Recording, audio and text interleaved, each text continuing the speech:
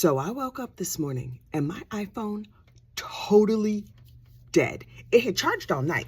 And in the middle of the night, I saw a couple of text messages come in, and at one point it even rang. I think my department had accidentally pocket dialed me at like 11 o'clock. I don't know. It was weird. But I saw a phone call, or maybe somebody called him. I don't know. It looked like he called me at like midnight. And I was like, okay, am I getting a raise? Am I getting a promotion? Probably his phone fell off the couch or something and it accidentally dialed my number. Anyway, so this morning, so I knew my phone was working in the middle of the night, but this morning the screen was black. No matter what I pushed, it would not come back on. Totally dead. And I was like, who am I? Netflix? My recording studio is down? Oh my God. What am I going to do? I have things to do. So I did what any normal person would do. I calmed down. I set the phone to the side. I got the original plug and I charged it in. Still the phone was black. I was like, no, relax, girl. Maybe you need a minute, because sometimes I wake up in the morning and I need a minute. So I fed the dogs and I let them outside and I turned on the sprinkler system for the front garden and the back garden. Speaking of which, I need to, Alexa, add automatic sprinkler timer to the shopping list. So, okay, good. She added it. So, then I made myself a cup of coffee and then I wiped down the kitchen counters, because my husband never properly wipes down the kitchen counters, but he does the dishes, so that's okay. And I was like, okay, let me sit with my cup of coffee. Let me grab my little iPad, grab my iPad mini over here. I'm an Apple fan. And I was like, phone is dead. Phone won't start. Blah, blah, blah. And it told me how to do a hard restart. Maybe that's what they should have done at Netflix the other night when they couldn't get their live broadcast up. Maybe that's how they got it going again, a hard restart. So I did a hard restart, which I didn't know was a thing, but now I know it's a thing. Now my phone is working again. Isn't that exciting? So now I'm here to tell you all about the latest true crime. Yesterday, Lori and Chad's case was dark because they just didn't have court yesterday. There was a funeral, blah, blah, blah. So I was, floating around the internet trying to see what other true crimes were out there. You know what I discovered? Good true crime, like happy true crime, where nice things happen or fun things happen. So there's this pizza man. I don't even know what state he was in. A pizza dude is out here delivering a pizza, right? And he's walking up to the house. Ding dong. Okay, here, your pizza's ready. He has a pizza, big old pizza with like a paper bag sitting on top of it. Must have been some French fries or some appetizers or something else. And then he starts hearing all these wheels. Now, all of this is captured on Ring Cam. Behind him, you see a car pull up, like a car rush up across the street and sort of like do weird things in the street. I was like, what is that car doing? And then two cops pull up. The bad guy jumps out of the car. Now the lady comes to open her door to get her pizza, and she's like, oh, no. So she closes her door back. You can see it on the Ring camera. She's like, oh no, this is not for me. I'm gonna stand right back here behind my nice closed door where it's saying, no, I'm not gonna let the pizza man in, because he could be out here getting shot, but maybe that pizza is bulletproof. I don't know. So the pizza man is watching all of this go down. The cops corner the guy with their cars. Meanwhile, the bad guy jumps out of his car and starts to run down the street towards the pizza man. The pizza man, still holding his pizza with the bag on top, walks towards the bad guy, sticks out his leg, trips him. It was like cartoons. This dude goes flying, arms flailing. Bam, he hits the ground, and the cops run up and collect him up with their handcuffs or whatever. Then he goes back and delivers the pizza and gets in his car and drives away. What? Okay, so he's pizza man / superhero, or just a concerned citizen? That's the citizen I would like to be. In real life, though, I am probably the citizen who was like, oh, this looks murderous, and closes her door. I would be like, I would not be on the news. Well, you know me, I'm loquacious. So I might be on the news running my mouth like, I seen it. I was there. Let me tell you what happened.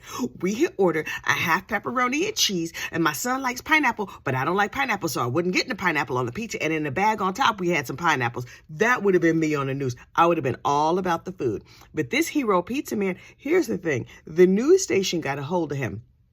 And they were interviewing him. You know, the pizza shop was like, listen, yeah. You can go on the news. We gonna need you to wear the Coco's Pizza t-shirt. Because he was sitting there like talking like, yeah, let me tell you what happened. I was delivering the pizza, blah, blah, blah. Big old Coco pizzas across the front of his shirt. And he was like, yeah, I didn't even drop the bag. This dude is a superhero.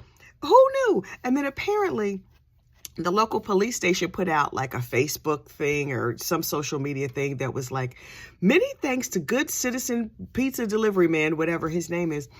If you're looking for a job, let us know. We could always use good citizens like you. How often will he be called on to trip a runaway criminal? Is that a department? They don't throw out nail spikes anymore. They just send this guy with a pizza. Like, I don't know how that would work. What job would he do? Or maybe they were just impressed with how conscientious he was about his work. He got the pizza delivered. He didn't drop nothing. The cheese probably didn't even slide. Them pineapples probably stayed right there in the bag and didn't get anything else wet because pineapple on pizza, ew. Anyway, I just thought that was a delightful story. In other news, as I was like floating around the internet, I was watching bits and pieces of other little trials. This one place, I think it was Florida, I'm not sure. So the woman is on the stand and she's testifying, this happened, that happened, whatever. And so the prosecutor gets up and asks her questions. Then the defense gets up and asks her questions. And then the judge turns around and says to the jury, does the jury have any questions? What? And this was trial. This is not like grand jury or something else, pretrial hearings. This is actual trial. And so the court clerk gets up and she goes over and she collects a little basket of questions and she takes them to the judge. And then the attorneys go up there and have like a mini sidebar and they go through the questions and then they're like, question number 1. And so then the judge asks the witness the questions from the piece of paper that they have written down. I love this. This is like Real Housewives of the jury box. I loved it so much. And then the judge is like Andy Cohen. Can you see him? He's up there just like, okay, witness, the jury wants to know, where did you get that lip gloss? Because that would be all my questions. I would be hard pressed to ask a relevant question. I'm sure I would have some relevant questions. Of course I would. But my questions would be like, who was home when the fire started? Were you there when the gun went off? Where'd you get them boots, girl? Were they on sale? Can you show me the heel again? I'm gonna need to see the heel. When you walk away, are they comfortable? It looks like they slipping a little bit in the back. I had so many questions. We would never get done with trial because I would have so many questions. For Alec Murdaugh, I would be like, number 1, you doing too much. Just a word of advice. That's not a question, just a word of advice. You doing too much on the stand. I'm going to need you to calm down. And honestly, sir, I'm going to convict you based on the snot alone. Because when he testified, the tears and the snot and the whatever, I would have been like, sir, we noticed that you were not shedding any real tears. Is there a reason for that? I'll wait. I have questions for every trial, like every trial. Janet Hinds, the state of Tennessee versus Janet Hinds. My question would be like, girl, what were you thinking? That's a drunk driving case.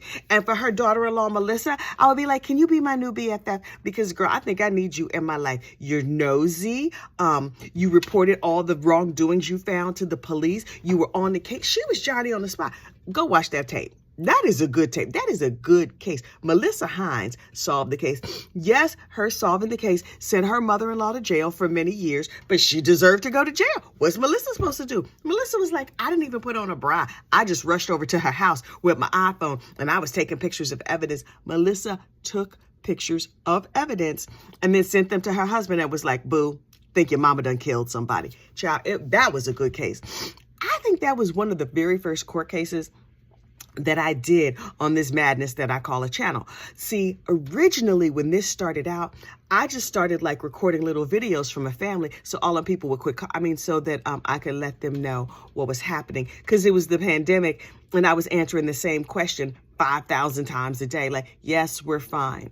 No, I don't know anybody with COVID. And then ultimately, yes, I know people with COVID. No, we're still fine. We just sitting here in the house. Yeah, no, I'm sewing some masks for the hospital. It's delightful. And so to streamline them all calling me, I would make a little video that I called the Quarantine Diaries, and I would just put them up on YouTube. Not on YouTube. I would make them on YouTube, and then I would post them to Facebook so those people would leave me alone. Too many people have my phone number. So I was like, here, one-stop shopping. And then I honestly thought the pandemic would last for like a week, maybe two. Who knew it would last for 2 years? Oh, I had a good pandemic. Did you have a good pandemic? I had such a good pandemic. I feel like that's politically incorrect to say.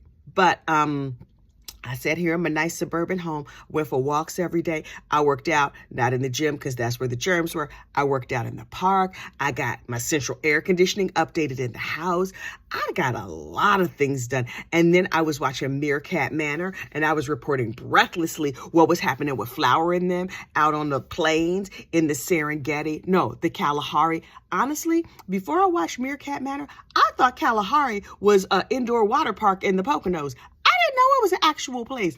I am very adorable, obviously, as you can see, but clearly I'm not that bright. I was like, they in Kalahari? They in the Poconos going on the water slide? What's happening? But it turns out the Kalahari is named after a place in Africa. Who knew? I thought they just made that name up. But anyway, I was like, y'all, did you see what Flower and them did? And then her daughter also got pregnant and the sister was messing with the same dude. Listen. Did I anthropomorphize all those little meerkats? Why, yes, I did. Did I entertain myself? Very, very much. And then the pandemic was over and I had nothing to talk about. But I was still home. But my Midwestern relatives was out in restaurants, unvaccinated, doing whatever they do. No judgment, unvaccinated people and Midwestern relatives. But I was like, okay, but we still in the house. I can't, it's like 3 places I could go. So I was just here running my mouth, as I am wont to do. And then I discovered Court TV. Then I discovered that Janet Hinds had hit a dude with her car. And then I discovered West Virginia versus Macaulay. Hey, Berkeley Springs, West Virginia. And that prosecutee that they had down there, what was his name? He was cute and passionate. Ooh, that was all I needed to know.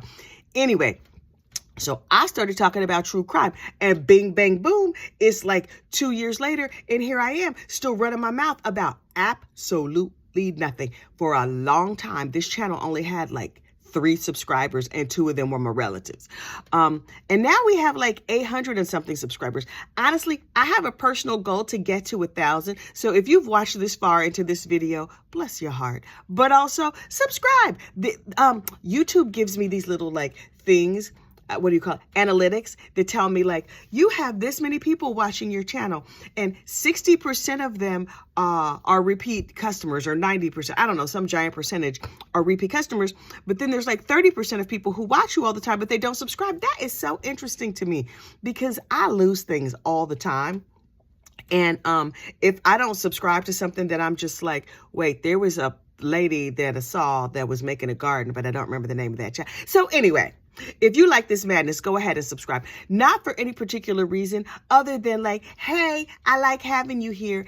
And I don't know. I just have a personal goal to get to 1,000 subscribers. There's a YouTube play button that you can get if you reach 1 million. That is not my goal. My goal is not to grow this channel in that way. My goal is to get to 1,000. Very modest. I'm a modest person. I know you knew that. Anyway, I still have things to do this morning. Now that my phone has restarted and my coffee, well, actually my coffee has cooled down a little bit because I was running my mouth a lot. I need to go check on the blueberries because I bought a blueberry plant the other day and I thought I was watering it, but it might not be getting enough water. I have to go check and see. Anyway, until then, I'm going to go make myself some nice blueberry granola yogurt. I made homemade granola, and you know I love an organic blueberry from Lidl. So I have some homemade yogurt, some homemade granola, and I'm going to put some nice blueberries on top. Maybe I'll take a picture and share it in the community tab. Lord, it always gets back to food. Okay, at some point, this probably will just become a food true crime channel or a food channel with a side of true crime. I don't know. All right, Lori and them are back today. Oh, and Chad, a.k.a. the Holy Ghost, he thinks he was the Holy Ghost in another life. I suspect the Holy Ghost was not evil.